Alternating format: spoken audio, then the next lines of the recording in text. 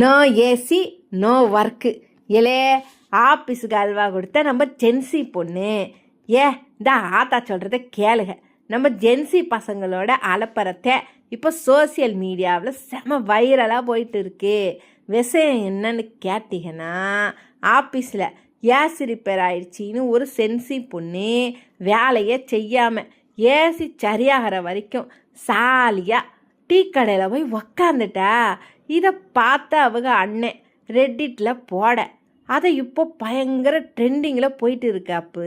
இதை பார்த்துட்டு நம்ம 90s நெட்டிசன்ஸ் எல்லாம் நாங்கள்லாம் ஆஃபீஸ்லேருந்து லேட்டாக வர்றது, ஓவர் டைம் பார்க்குறதுன்னு அட்ஜஸ்ட் பண்ணில போவோம்.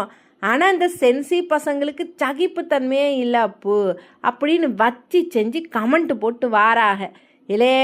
ஆனால் இன்னொன்று யோசிச்சா அவங்க கேட்குறது நியாயம் தாண்டே.